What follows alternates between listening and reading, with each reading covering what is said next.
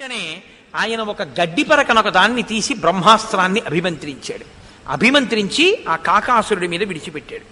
ఆ కాకి 3 లోకములు తిరిగింది. ఇంద్రుడి దగ్గరికి, తండ్రి దగ్గరికి వెళ్ళింది.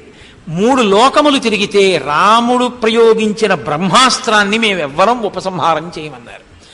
ఆ కాకి తిరిగి వచ్చి ఎక్కడ రాముడు కూర్చున్నాడో అక్కడే వచ్చి నేల మీద పడిపోయింది. పడిపోతే రాముడు చూశాడు. తన ఎదురుగుండా వచ్చి పడిపోయినా తనకి శరణాగతి చేసినట్టే అని భావించాడు. విన్నిచ్చినటువంటి వాళ్ళని బ్రహ్మాస్త్రం చెనకదు, అది దాని మర్యాదకి భంగం. కాబట్టి ఆయన పరిగెడుతుంటే అది వెంట వెళ్ళిందంతే.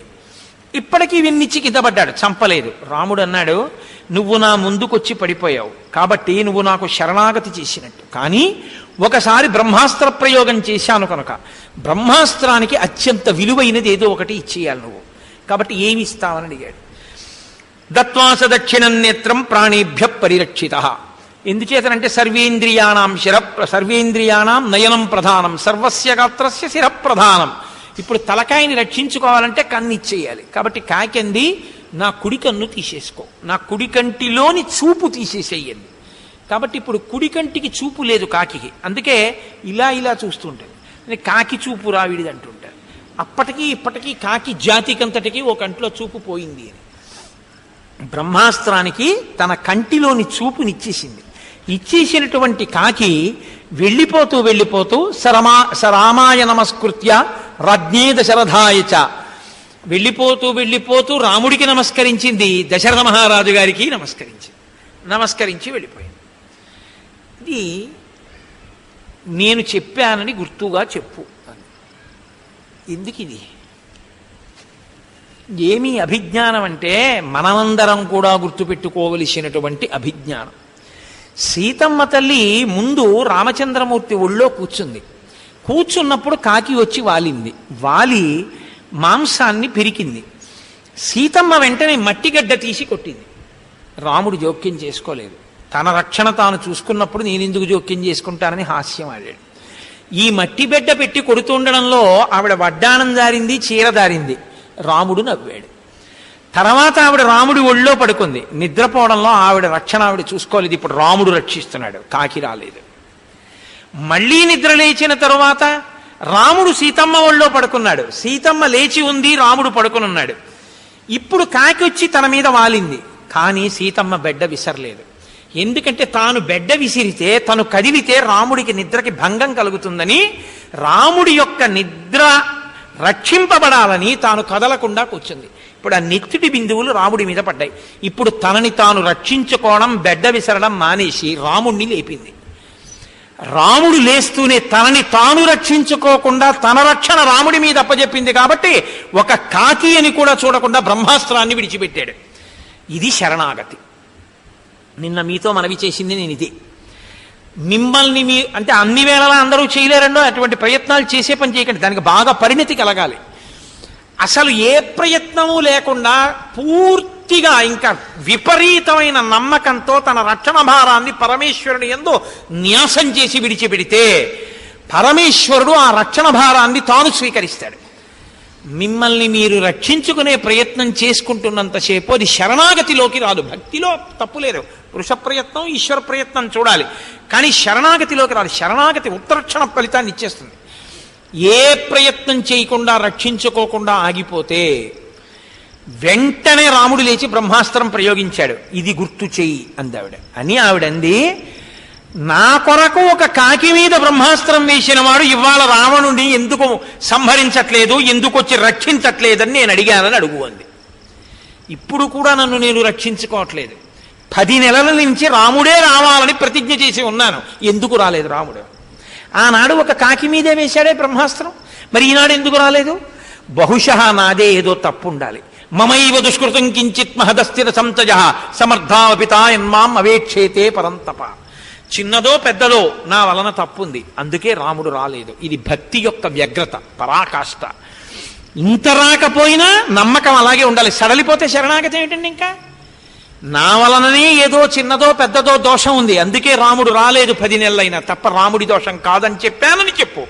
అంటే నా విశ్వాసం చెక్కు చెదరలేదని చెప్పు. కాదు, 10 నెలలు అయిపోయింది, ఇంకా 1 నెలే ఉంటానంటే 2 నెలలు కూడా ఉండక్కర్లేదు. 1 నెలలో వీడిని చంపడానికి కావలసిన రీతిలో ఎంత పాపం చెయ్యాలో అంతా మూట కట్టేసుకున్నాడు ఈ 10 నెలల్లో అని చెప్పు. నేను శరణాగతి చేశానని చెప్పు. కౌసల్యాలోక భర్తారం శుచవేయం మనస్వినీతం మమార్థే సుఖం పృచ్ఛాసరసాభివాదయ. కౌసల్యాపుత్రుడు ఏ మహానుభావుణ్ణి కడుపారనెవ్వాని కన్నతల్లి అని కౌసల్యామాత కందో అటువంటి కౌసల్యానందవర్ధనుడైన రామచంద్రమూర్తిని శిరసా నమస్కరించానని చెప్పు. విసృజ్య సర్వరత్నాని ప్రియాయాశ్చ వరాంగనా ఐశ్వర్యంచ విశాలాయాం పృథివ్యామపి దుర్లభం పితరం మాతరం చైవ సమ్మాన్యాభిప్రసాద్య చ అనుప్రవ్రజితో రామం సుమిత్రా ఏన సుప్రజా ఆనుకూల్యేన ధర్మాత్మా త్యక్వా సుఖమనుత్తమం అనుగచ్చతి కాకుత్సం భ్రాతరం పాలయన్వనే సింహస్కందో మహాబాహు మనస్వీ ప్రియదర్శన పితృవద్వర్తతే రామే మాతృవన్మాం సమాచరన్ హ్రియమాణాం తదా వీరో నతుమాం వేదలక్ష్మణ వృద్ధోపసేవీ లక్ష్మీవాన్ శక్తో న బహుభాషిత రాజపుత్ర ప్రియశ్రేష్ఠ సదృశ్వసురస్య మే.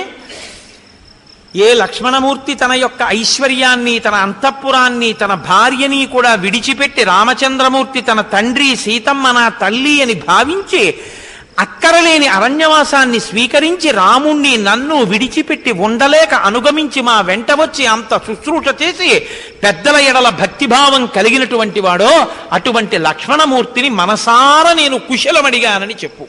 ఎందుకంటే ఒకవేళ లక్ష్మణమూర్తి పట్ల నేను అన్న మాటలు అధికముగా మాట్లాడానన్న భావన చేత లక్ష్మణుడు ఖేదపడ్డాడేమో. అందుకని ఆ మహానుభావుడు లక్ష్మణమూర్తి మా వెంట వచ్చినటువంటి కారణం చేత నిజంగా దశరథుడే మరణించినా కౌసల్య దూరంగా ఉన్నా దశరథుడు బ్రతికున్నట్టు కౌసల్య పక్కనున్నట్టు రాముడు భావించాడు. ఒక తండ్రి తల్లి పక్కనుంటే పుత్రుడికి బెంగుండదు. ఎందుకంటే ఆయనకి కష్టం వస్తే కొడుక్కి ముందు ఆ కష్టం తనదిగా భావించి తండ్రి ఆ కష్టం నుంచి కొడుకుని ఉద్ధరించే ప్రయత్నం చేస్తాడు. అలా భావించగలిగిన తండ్రి దూరమైనా లక్ష్మణమూర్తి మాత్రం తండ్రిలా వచ్చి నిలబడ్డాడు. అలా నిలబడిన లక్ష్మణమూర్తి ఉండగా నాకు అత్తమామలు లేరన్న లోటే లేదు. అటువంటి మహాత్ముడైన లక్ష్మణుణ్ణి కుశలమడిగానని చెప్పు అని ఇది మహామంత్రం అంటారు సుందరకాండలో. తమస్మిన్ కార్య నిర్యోగే ప్రమాణం హరిసత్తమ రాఘవత్వత్సమారంభాత్మయత్న పరో భవేత్. నాయన రామచంద్రమూర్తి యందు ప్రయత్నమును కల్పించి తొందరగా నెలలో వచ్చి నన్ను మళ్ళీ వెనక్కి తీసుకెళ్లేటట్టుగా చెయ్యగలిగిన సమర్థత నీయందే ఉంది అని నేను నమ్ముతున్నాను హనుమ. కాబట్టి నువ్వు రాముడు వచ్చేటట్టు చెయ్యవలసింది అని.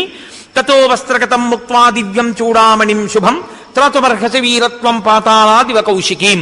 ఆ తల్లి తన చీర కొంగుకి ముడివేసుకున్నటువంటి ఆ చూడామణ్ణి తీసి హనుమ యొక్క చేతిలో పెట్టి నాయనా ఇది పట్టుకెళ్ళి రామచంద్రమూర్తికి ఇయ్యి. మణిం దృష్ట్వాతు రామోవై త్రయాణం సంస్మరిష్యతి వీరో జనన్య మమచ రాజ్ఞో దశరథస్య చ. ఈ మణిని చూడగానే రామచంద్రమూర్తికి 3 గుర్తొస్తారు. ఎందుకో తెలుసా? ఒకానొకప్పుడు సముద్రంలో ఉన్నటువంటి ఈ మణిని సముద్రుడు వరుణుడికి ఇచ్చాడు. వరుణుడు జనక మహారాజు గారికి ఇచ్చాడు. జనక మహారాజు గారు అత్యంత ప్రియ కుమార్తెని కాబట్టి నన్ను కన్యాదానం చేసేటప్పుడు ఆ మణిని పెట్టి అలంకరించి కన్యాదానం చేశారు. కాబట్టి ఆ కన్యాదానం చేసినప్పుడు జనకుడు, మా అమ్మ, దశరథుడు, రాముడు, నేను కూడా ఉన్నాం. కాబట్టి వాళ్ళ 3 కూడా రాముడికి జ్ఞాపకానికి వస్తారు. కాబట్టి ఈ మణిని పట్టుకెళ్ళి ఇయ్యి అని.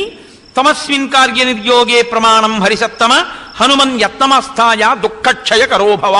అందుకే సుందరకాండ అంత శక్తివంతమైంది. ఈ ఘట్టం ఇంత గొప్ప ఘట్టంగా చెప్తారు పెద్దలు.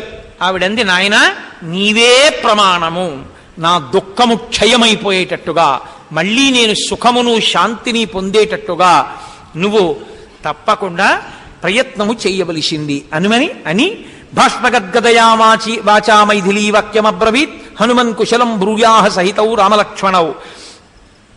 నాయన వృద్ధులైనటువంటి వాళ్ళందరినీ అడిగానని చెప్పు అని కంఠం గాద్గదికమై ఇంతకాలానికి మహానుభావుడు వచ్చాడు, రామకథ చెప్పాడు, రామనామం చెప్పాడు, బయలుదేరి వెళ్ళిపోతున్నాడు. నాయన ఒక్కరోజు ఉండవయ్యా, ఇక్కడెక్కడైనా జాగ్రత్తగా రహస్య ప్రదేశంలో ఉండి మళ్ళీ రామకథ చెప్పవయ్యా అని అడుగుతుందమ్మ. అడిగితే ఆయన అన్నారు, సీతాయా వచనం శ్రుత్వా హనుమాన్ మారుతాత్మజ శిరస్యంజలివాధాయా వాక్యం ఉత్తరమబ్రవీత్.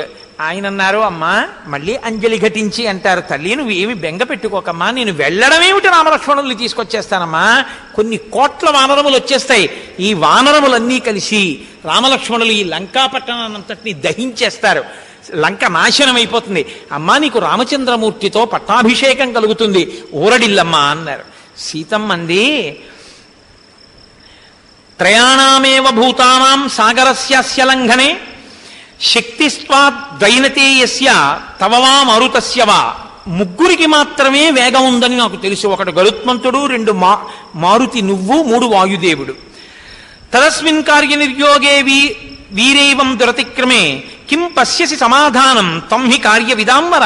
నేను నిన్నో ప్రశ్న వేస్తాను, నువ్వు చాలా జాగ్రత్తగా ఆలోచించి నాకు చెప్పు. కామమస్య త్వమేవైక కార్యస్య పరిసాధనే పర్యాప్త పరవీరఘ్న యశస్యస్తే ఫలోదయ. నీవు 100 యోజనముల సముద్రాన్ని గడచి వస్తావు నాకు తెలుసు, వచ్చి నువ్వు అక్కడివే ఈ లంకాపట్టణాన్నంతటినీ పెకలించగలవు నాకు తెలుసు, రావణ సంహారం చెయ్యగలవు నాకు తెలుసు, నన్ను రాముడితో కలపగలవు నాకు తెలుసు, కానీ నరుడైన నా భర్త రాముడు, నరుడైన లక్ష్మణుడు, ఇంత శక్తి లేని మిగిలిన వానరములు, దక్షిణ తీరంలో అన్ని వానరాలు ఉండిపోయాయే, వాళ్ళు ఎలా వస్తారు, ఎలా నన్ను తీసుకెడతారు, కీర్తి నీకు దక్కుతుంది తప్ప నా భర్త వచ్చి రావణ సంహారం చేసి నన్ను విడిపించాడన్న కీర్తి నా భర్తకి దక్కి నా భర్త విజయ పతాకలతో అయోధ్య ప్రవేశం చేస్తే నాకు సంతోషం. నాయనా మరి మిగిలిన వానరాలు ఎలా వస్తాయి, వాళ్ళకింత శక్తి లేదు కదా అంది. అంటే ఏ వ్యక్తి అయినా ఏమంటాడంటే, నిజమేనమ్మా నేనైతే ఇవన్నీ చేసేయగలను అనుకో, కానీ మరి మిగిలిన వాళ్ళు రాలేరు, ఆ విషయం నేను ఆలోచిస్తానులే అమ్మా అనాలి. ఆయన అన్నారు, అమ్మా 10 ఏనుగుల బలం వాళ్ళు, 100 ఏనుగుల బలం వాళ్ళు, 1000 ఏనుగుల బలం వాళ్ళు, ఎంతంత బలమో కలిగిన వాళ్ళు, గాలిలో ఎగరగలిగిన వాళ్ళు, సముద్రాన్ని ఔపోసన పట్టగలిగిన వాళ్ళు సుగ్రీవుడి దగ్గర లక్షల కోట్ల మంది ఉన్నారమ్మా. అవలీలగా ఎగిరి వచ్చి ఇక్కడ దూకేస్తారు. రామలక్ష్మణులు తలుచుకుంటే ఇది పెద్ద లెక్క తల్లి. యుద్ధంలో అడ్డొస్తే యమధర్మరాజుని నిగ్రహించగలిగిన రాముడు సముద్రాన్ని దాటి రావడం పెద్ద కష్టం అనుకుంటున్నావా అమ్మా? అమ్మా నేను నీకు ఒక మాట చెప్పనా, మద్విశిష్టాశ్చ తుల్యాశ్చ సంతి తత్ర వనౌకసః మత్త ప్రత్యవరః కశ్చిన్నాస్తి సుగ్రీవ సన్నిధౌ. అమ్మా సుగ్రీవ సన్నిధానంలో నాతో సమానులైన వారున్నారు, నాకన్నా అధికులైన వారున్నారు, నాకన్నా తక్కువ వాళ్ళు లేడమ్మా, నేనే ఆఖరివాణ్ణి. ఎందుకో తెలుసా, ఎవరైనా పట్టపురాణి దగ్గరికి పంపించేటప్పుడు అంతఃపురంలో అందరికన్నా పనికిమాలిన వాడిని పంపిస్తారు. రాముడు ఉంగరం ఇచ్చి నన్ను పంపించాడంటే నాకన్నా పనికిమాలిన వాడు ఎవరున్నాడమ్మా? నాతో సమానులున్నారు, నాకన్నా అధికులున్నారు, నేనే వచ్చానంటే మిగిలిన వాళ్ళు రాకపోవడం ఏమిటమ్మా, అందరూ వస్తారన్నారు. ఇది ఆయన వినయం. సుందరకాండలో ఆయన వినయంతో మహానుభావుడు అసలు లోకానికి వినయం అన్న మాటకి భాష్యం చెప్పారు. అందుకే ఎక్కడెక్కడ హనుమని సేవిస్తారో, ఎక్కడెక్కడ హనుమని ఆరాధిస్తారో అక్కడక్కడ బుద్ధి యశో బలం ధైర్యం నిర్భయత్వ మరోగత అజాడ్యం వాక్పటత్వంచ ఇవన్నీ వినయము ఆయన వలన కలుగుతాయి. అంతటి మహానుభావుడు ఈ మాటలు చెప్పి, అమ్మా నేను బయలుదేరతానమ్మా అన్నారు. అంటే మళ్ళీ తల్లి అంటుంది, వద్దు నాయన వెళ్ళిపోవద్దు, ఉండి రామనామం చెప్పు, రామకథ చెప్పు, అది వింటే నా మనస్సు ఊరడిల్ని. ఎన్నాళ్ళకి విన్నాను రామకథ, ఎన్నాళ్ళకి విన్నాను రామనామం, వెళ్ళిపోతావా? వెళ్ళొద్దంటుంది. అమ్మా నేను వెళ్ళకపోతే ఎలా? మళ్ళీ తల్లింది, మనశ్శిలాయాస్తిలకో గండ పార్శ్వే నివేశిత త్వయా ప్రణష్టే తిలకే తంకిల స్మర్తుమర్హసి. నాయన ఇదొక అభిజ్ఞానం చెప్పు. ఒకానొకప్పుడు ఉపవనములలో విహరించి అలిసిపోయినటువంటి నేను ఒళ్ళు చెమట పట్టడం వల్ల నేను పెట్టుకున్నటువంటి బొట్టు చెమటతో కలిసి జారిపోయి మరుగున పడింది. అప్పుడు రాముడు అక్కడే ఉన్నటువంటి ఒక మణిశిల అన్నదాన్ని తీసి అరగదీసి ఆ బొట్టు తీసి నా పాలభాగమునందు ఉంచాలి. కానీ బొట్టు పెట్టడం మానేసి బొట్టు పెడుతున్నాడనుకుని ఆవిడ ఇలా చూస్తుంటే ఆ వేలు తీసి బొట్టు పెట్టకుండా బుగ్గన చుక్క పెట్టాడు. ఆయన అదొక పరిహాసం, అదొక శృంగార చేష్ట, అదొక ప్రియపత్ని యొక్క మురిపానికి చేసిన చేష్టితం. ఇది నేను జ్ఞాపకం చేశానని చెప్పు. అంటే భర్తతో పంచుకున్న ఆ క్షణాల్ని మధురాతి మధురమైనటువంటి స్మృతులుగా బతుకుతున్నదాన్ని తప్ప నా బ్రతుకుకి ఇంకొక ఆశ లేదు. నేను ఇన్నాళ్ళు రాముడితో సమానంగా చూసుకున్నది ఏదైనా ఉంటే ఆ కేశభూషణం ఒక్కటే. ఎందుకో తెలుసా? ఈ కేశము పురుష వ్యామోహం. అటువంటి కేశభూషణాన్ని దీనికి నేను అలంకరించుకుంటే అది రాముడు సంతోషించాలని. అది నేను పెట్టుకున్నప్పుడు సంతోషించిన రాముడి చూపులు జ్ఞాపకం తెచ్చుకోవడానికి అది చూసుకునేదాన్ని. అది కూడా నీకు ఇచ్చేశాను. అంటే నా ప్రీతి రాముని యందే, రాముని ప్రీతియే నాకు సంతోషం తప్ప నాకు ఇంకా ఏదీ కాదని చెప్పానని చెప్పు అని ఆ తల్లి బాధపడుతుంటే ఆయన మహానుభావుడు హనుమ అన్నారమ్మా, నువ్వు ఏమాత్రం బెంగ పెట్టుకోవద్దమ్మా, ప్రశాంతంగా హాయిగా సంతోషంగా ఉండు తల్లి. ఇమం ముహూర్తం దుఃఖానాం అంతం ద్రక్షసి భామిని. అమ్మా, ఈ క్షణంలో ఇప్పుడు నేను ఇక్కడ నిలబడి ఏ మాట అంటున్నానో ఆ మాటతో నీ యొక్క దుఃఖమంతా పరిసమాప్తమైపోయింది. నన్ను నమ్ము, ఇక నువ్వు దుఃఖించవలసిన పని లేదు. అతి కొద్ది కాలంలో రాముడు లక్ష్మణ సహితుడై వచ్చేస్తారు. వచ్చేసి ఈ లంకాపట్టణాన్నంతటినీ తన బంగారు బాణములతో మెరుపులతో నశింపచేసి రావణ సంహారం చేసి నిన్ను స్వీకరించి సీతారామ పట్టాభిషేకం జరిగిపోతుందమ్మా. కొద్ది రోజుల్లో ఆ పట్టాభిషేకం జరుగుతుండగా మేమందరం చూస్తాం, ఎంతో సంతోషిస్తాం. కాబట్టి తల్లి నువ్వు బెంగ పెట్టుకోవద్దు, ఊరడిల్లు. నేను తొందరగా వెడితే వాళ్ళని తొందరగా తీసుకొస్తాను. కాబట్టి అమ్మా నన్ను ఆశీర్వదించమ్మా అన్నారు. ఇమంచ తీవ్రం మమ శోక వేగం రక్షోభిరేభి పరిభర్తృనంచ బ్రూయాస్తు రామస్య గతః సమీపం శివశ్చతే ధ్వాస్తు హరిప్రవీరా. నాయనా, నీ ప్రయాణము మంగళమగుగాక, నువ్వు సంతోషకరముగా నీ ప్రయాణమును నిర్వహించదముగాక. నా చుట్టూ ఉన్న రాక్షస స్త్రీలు ఇంత బాధ పెడుతున్నారన్న మాట మాత్రం రాముడికి చెప్పడం మర్చిపోకని సరాజపుత్ర్యా ప్రతివేదితార్థః కపికృతార్థ పరిహృష్టచేతాః అల్పావశేషం ప్రసమీక్ష కార్యం దిశయుతీచం మనసా జగామ.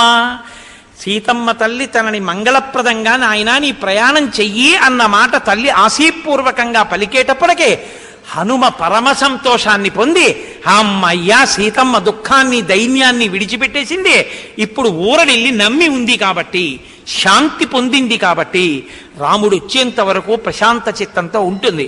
రాముడు వచ్చేస్తాడు, రావణవధ అయిపోతుంది, సీతారామ పట్టాభిషేకం 1 వారం రోజుల్లో పూర్తి చేసేస్తాం కాబట్టి అయిపోతుంది అని ఎంతో సంతోషంగా ఇహ సీతారామ పట్టాభిషేకం అయిపోయిన తర్వాత నాకేం కావాలి కాబట్టి బయలుదేరుతాను.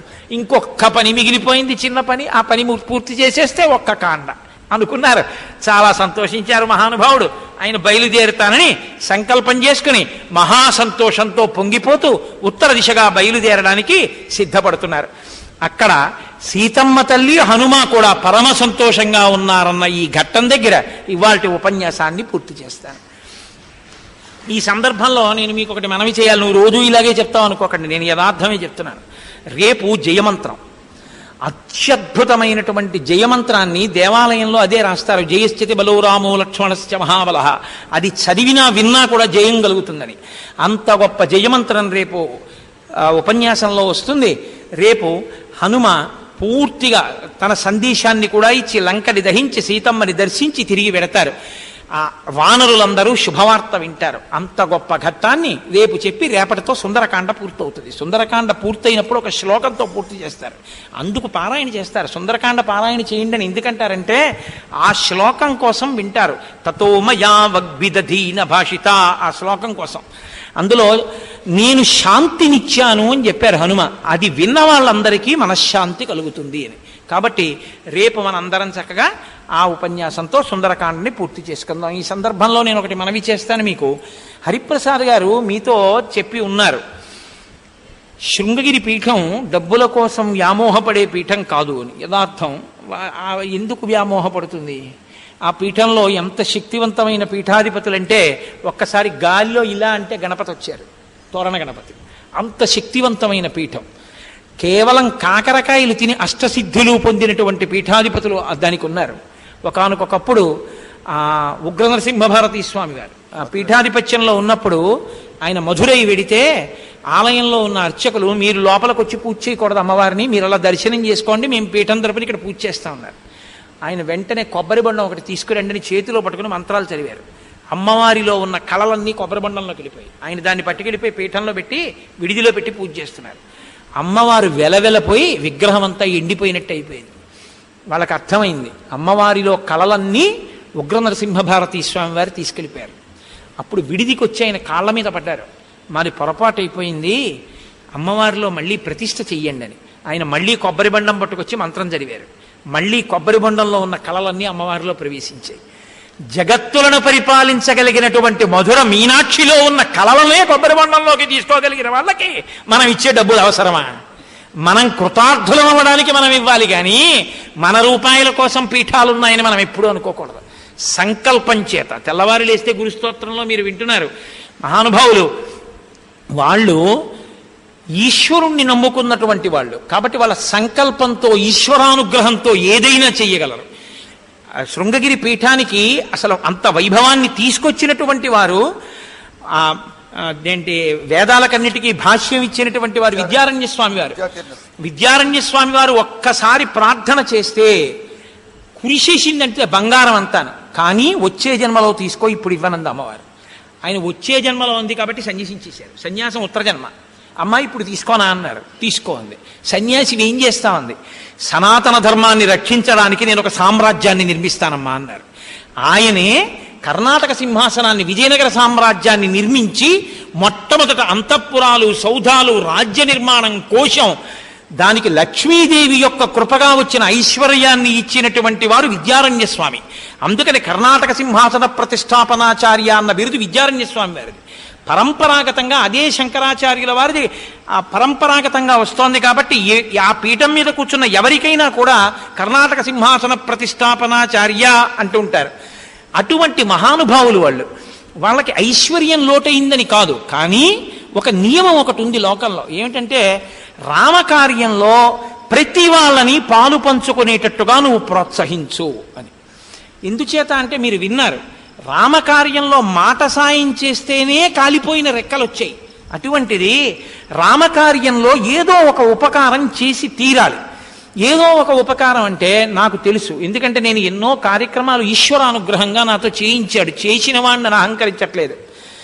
చాలా మందికి మొహమాటం ఎక్కడొస్తుందంటే, మనం అంత శక్తివంతులమా, మనం ఒక 116 ఇద్దామంటే ఆయన రోజు చదివే లిస్టులో 10,000, 15,000, 25,000, 1,00,000 ఉంటున్నాయి. నేను పట్టుకెళ్ళి 116 ఏమనిస్తాను? ఓ 11 రూపాయలు నేను ఏమనిస్తాను రామకార్యానికి? ఇంకొక వారం రోజుల్లో రామ పట్టాభిషేకం. నా చెయ్యి వేద్దామనున్నా ఎలా వెయ్యను అని బాధ ఉంటుంది. అందుకే మేము కాకినాడలో ఏం చేస్తామో తెలుసా అండి, అసలు ఎవరి దగ్గర డబ్బుచ్చుకు రసీదేమో. ఒకే ఒక్కరోజు ఆ మహత్కార్యం జరగడానికి హుండీ పెడతాం, ఒక్కరోజే. ఇంకా 10 రోజులు ఆ హుండీ పెట్టరు. ఒకే ఒక్క రోజు, అది కూడా మహత్తరమైన రోజున పెడతాం. ఎందుకంటే వాళ్ళకి అది ఈశ్వరానుగ్రహాన్ని కల్పించాలి. నీ శక్తికి నువ్వే సాక్షి. రాముడు దాన్ని చూస్తాడు. మన మన మన రసీదులు ఎందుకు, మన అల్లరి ఎందుకు? అర్ధనా వేయగలిగిన వాడు అర్ధనా వేస్తాడు, 100 వేయగలిగిన వాడు 100 వేస్తాడు, 1000 కలిగిన వాడు 1000 వేస్తాడు. ఒక్కొక్కసారి మా హుండీ తీసినప్పుడు 500 రూపాయల కట్టలు ఉన్న రోజులు ఉన్నాయి. ఏం గోపాలకృష్ణ గారు, ఫారిన్ ఎక్స్చేంజ్ హుండీలో ఉన్నటువంటి రోజులు ఉన్నాయి. బంగారు కాసులు వేసిన వాళ్ళు ఉన్నారు. అవి ఆ కౌంటింగ్ కూడా మేము ఎక్కడో చెయ్యం. అది పర్టికులర్ టైమింగ్స్ ఇస్తాం. ఈ టైం నుంచి ఈ టైం వరకే హుండీ ఉంటుంది. అయిపోయిన తర్వాత కార్యక్రమంతో ఏ సంబంధము లేకుండా సభలో ఉన్న వాళ్ళు ఎవరినో ఇలా చూసి, అయ్యా మీరు మీరు మీరు అని ఒక 6-7 మందిని నామినేట్ చేస్తాం. వాళ్లే ఆ రోజు రాత్రి ఈశ్వర పాదాల దగ్గరే లెక్క పెడతారు. లెక్క పెట్టి పీఠం యొక్క నిర్వాహకులు ఎవరుంటారో, మాకు దేవాలయ నిర్వాహకులు గోపాలకృష్ణ గారు, వారికి అందజేస్తాం. వారికి ఇస్తారు. మరురోజు సభలో దాన్ని అనౌన్స్ చేస్తారు, ఇంత వచ్చింది నిన్న హిందీలో అని. దాన్ని ప్రతిజ్ఞ చేస్తారు. ఇందులో ప్రతి రూపాయి ఈశ్వరా నీ పాదముల దగ్గర ప్రతిజ్ఞ చేస్తున్నాను, నీ కార్యానికే ఖర్చు పెడతాను, అది చాలు, అంతే. ఎవరు ఈశ్వరుడి డబ్బు వాడుకుంటారని అందులో అటువంటి వారికి ఏం కావాలి? ఆయనకి ఎందుకు? ఆయనే బోల్డ్ పాపం మహానుభావుడు పీఠానికి భక్తితో చేస్తున్నవారు. కాబట్టి రేపు నేను ఇది నమ్మిన వాణ్ణి, రామకార్యం మీద ఉపకారం చెయ్యాలి అనుకున్న వాళ్ళని ప్రోత్సహించి తీరాలి తప్ప ఎప్పుడూ నిరుత్సాహపడకూడదు. అందుకే రేపు సాయంకాలం 6 గంటల నుంచి రేపు సాయంకాలం నా ఉపన్యాసం అయిపోయిన తరువాత ఒక 15 నిమిషాలు 30 నిమిషాలు అంతే బాస్, నేను ఇక్కడే ఉంటాను. రేపు ఉపన్యాసం అయిపోయాక, ఉపన్యాసం పూర్తయిపోయిన తర్వాత కొంతసేపటికి అది అలా ఎదురు చూస్తూ, ఇంకా మా అబ్బాయి వస్తాడండి, మా మేనల్లుడు వస్తాడండి ఉంచాం అంతే. ఆ తర్వాత మీరు వేసేది ఏమైనా ఉంటే అవి దేవాలయాల్లోకి వెడతాయి. రామకార్యంలోకి వెళ్ళేది అంటే పట్టాభిషేకానికి ఖర్చు కానీ, రేపు అన్నదానంలో కానీ ఈ ద్రవ్యాన్ని రామకార్యంలో వాడతారు. దానికి రేపు సాయంకాలం 6 గంటలకి ఒక ప్రత్యేకమైన హుండీ ఒకటి పెడతారు. ఎక్కడ పెడతారు ఆ హుండీ? శారదాదేవి దగ్గర పెట్టండి. శారదమ్మ ఎదురుగుండా విశాలంగా ఉంటుంది కాబట్టి ప్రాంగణం, వాళ్ళు క్యూలో నించున్నా తేలిగ్గా ఉంటుంది. శారదమ్మ ఎదురుగుండా వెంకటాచలంలో కడతారే అలా ఒక పెద్ద హుండీ కట్టించండి. అక్కడ ఒక వ్యక్తిని పెట్టండి. వాళ్ళు వచ్చి, మీరు ఎవ్వరికీ చెప్పక్కర్లేదు, మీరు అర్ధనా వేస్తే వేయండి, పైసా వేస్తే వేయండి. మీరు ఒకవేళ అది కూడా వెయ్యగలిగిన శక్తి ఈశ్వరుడు మీకు ఇవ్వకపోతే శ్రీరామ అని రాసో కాగితం మీద అందులో వేయండి. మీరు ఎంత వేసినా రామచంద్రమూర్తి కార్యానికి. కానీ నేను అనుకుంటున్నాను, రాముడు అలా ఎవ్వరినీ ఆ స్థితిలో ఇక్కడ ఉంచలేదు. రామనామము రాయిస్తాడు, ఎంతో కొంత ఇవ్వగలిగిన వాళ్ళమే. కాబట్టి నా వాక్కు ఆ దోషంతో కూడుకున్నది అని మీరు అనుకోవద్దు. కాబట్టి ఎవరు ఎంత వెయ్యగలిగితే అంతా వెయ్యండి. రేపు రాత్రి మనం ఉపన్యాసం అయిపోయినటువంటి ఒక్క 30 నిమిషాలు, ఉపన్యాసం అయిపోయిన తర్వాత 30 నిమిషాలు మాత్రమే ఆ హుండీ ఉండాలి. హరిప్రసాద్ గారు 30వ నిమిషం దాటిపోగానే దాన్ని క్లోజ్ చేసేసి మీ సమక్షంలో పెద్దలు తీసుకొచ్చి ఇక్కడ పెడితే మనం సభలోనే ఎవరో కొంతమందిని నామినేట్ చేద్దాం. అసలు నాకు చాలామంది తక్కువ పరిచయం, ఇక్కడ వ్యక్తిగతంగా పరిచయాలు నాకు ఇక్కడ చాలా తక్కువ. నేను ఉపన్యాసానికి వస్తాను, అయిపోతే మళ్ళీ నా విడిదికి వెళ్ళిపోతాను, నాకు పరిచయం ఏముంటుంది. కాబట్టి నేను పక్షపాతంతో ఎవరిని పిలిచేది ఉండదు. అయినా నాకు అలాంటి వాటికి సుతారము నేను ఇష్టపడను. ఎవరిని నామినేట్ చేద్దాం అనుకుంటే వాళ్ళని చేస్తాం. వాళ్ళకు ఒకవేళ కష్టం ఉంటే లెక్క పెట్టడంలో, వాళ్ళు అయ్యా నన్ను వద్దు ఇంకోరిని పెట్టండి అంటే ఇప్పుడు ఇంకోరికి ఇస్తాం. ఆడవారికి కూడా అవకాశం ఇద్దాం. ఇది వారు తరించాలి, వాళ్ళు వేసిందే. ఆడవాళ్లలో కూడా ఎవరి వీధనా చూపుడు వేలాగితే వాళ్ళకి అవకాశం. కాబట్టి చక్కగా రేపటి రోజున మీ అందరూ కూడా ఆ ద్రవ్యాన్ని చూద్దాం అనుకున్న వాళ్ళు కూడా చూస్తారు. ఇలా ఓ తాడు కట్టేసి ఇక్కడే ఈ ఎదురుగుండానే పోసేసి, అంటే ఒక భద్రత ఉండాలి కాబట్టి అలా ఓ తాడు కట్టేసి కాస్త రక్షణ నిలబడి అందరూ చూసేవాళ్ళు కూడా చూడొచ్చు. హుండీ కింద పోసినప్పుడు చక్కగా లెక్క పెట్టి 33 రూపాయలు వస్తే 33 రూపాయలు, 3,70,000 వస్తే 3,70,000. రామకార్యంలో పాలు పంచుకొని కృతార్థులం అవుదాం. సంపూర్ణ రామాయణంలో ఇంత క్రతువులో ఇది మన భాగ్యం. జీవితంలో మనం చెయ్యగలిగింది చేద్దామనుకున్న తృప్తితో వెయ్యండి తప్ప నేను అన్నానని వెయ్యొద్దు. మీకు చెప్పి నేను చెయ్యని వాడిని కాను. నేను కూడా నాకు ఈశ్వరుడు ఇచ్చిన దానికి లోటు లేకుండా నేను కూడా హుండీలో వేస్తాను. నన్ను నమ్మండి. మీ దగ్గర డబ్బులు ఇచ్చుకోవడానికి నేను చెప్పాను అనుకోవద్దు. నేను కూడా రేపు ఉపన్యాసానికి వస్తూనే హుండీలో వేసి ఉపన్యాస వేదిక మీదకి వస్తాను. కాబట్టి రేపు అందరం రామకార్యంలో పాలు పంచుకొని సంతోషంగా ఒక్క కుటుంబ సభ్యులం. అది ఎంత రానివ్వండి, దానికి ఏం టార్గెట్లు లేవు. ఇంత రావాలి ఇంత ఇండని ఏం లేదు. ఉండనే ఉంది పెద్ద పర్వతం. కాబట్టి అందరం కూడా అలాని పర్వతం ఉంది కదా మనం ఎందుకు అనుకోకూడదు. మనం వేసేది మనం వెయ్యాలి, అప్పుడు మనం పర్వతం అవుతాం. కాబట్టి వేసి చక్కగా కృతార్థులం అవుదాం. ఎందుకు రేపు నిర్ణయించానో తెలుసా అండి? సుందరకాండ రేపు పూర్తవుతోంది, జయమంత్రం వస్తోంది, పైగా శాంతి కలుగుతోందన్న మాటతో పూర్తవుతోంది. ఇంకా తర్వాత యుద్ధకాండ, మళ్ళీ పట్టాభిషేకమే. ఈ ద్రవ్యాన్ని బట్టి ఆయన ఈ పట్టాభిషేకానికి కావలసినటువంటి వాటికి వ్యయం చేసేటప్పుడు ఈ సొమ్ము వ్యయంగా ఇచ్చేస్తారు. ఇచ్చేసి పట్టాభిషేకం వేళటికి మనందరి ధనంతో రామచంద్రమూర్తి యొక్క పట్టాభిషేకం జరుగుతుంటే మేమందరం రామ కింకరులం, రామ బంట్లం అని మనం పొంగిపోదాం. కాబట్టి రేపు చక్కగా కార్యంలో పాలు పంచుకోండి. అందరూ అందులో కృతార్థులగుదురుగాక. ఒక్క 11 మాటలు రామనామం చెప్పేద్దాం. కోరికొలిచిన వారికెల్లను కొంగు బంగారు రామనామము. రామనామము రామనామము రమ్యమైనది రామనామము. నీవు నేనను భేదమేమియు లేకయున్నది రామనామము. రామనామము రామనామము రమ్యమైనది రామనామము. అండపిండ బ్రహ్మాండములకాధారమైనది రామనామము. రామనామము రామనామము రమ్యమైనది రామనామము. బ్రహ్మ సత్యము జగన్మిథ్యాభావం మే శ్రీరామనామము. రామనామము రామనామము రమ్యమై రామనామము. సకల జీవులలోన విలిగే సాక్షిభూతము రామనామము. రమ్యమైనది రామనామం. ఆంజనేయుని వంటి భక్తులకు ఆశ్రయము శ్రీరామనామము. రామనామము రామనామము రమ్యమైనది రామనామము. రాకడయు పోకడయు లేనిది రమ్యమైనది రామనామము. రామనామము రామనామము రమ్యమైనది రామనామము. నీలమేఘ శ్యామలము నిర్మలము అయినది రామనామము. రామనామము రామనామము రమ్యమైనది రామనామము. రామనామము నిర్వికారము నిర్వికల్పము నిర్గుణము శ్రీరామనామము రామనామము రామనామము రమ్యమైనది రామనామము పాలు మీగడ పంచదారల పక్వమే శ్రీరామ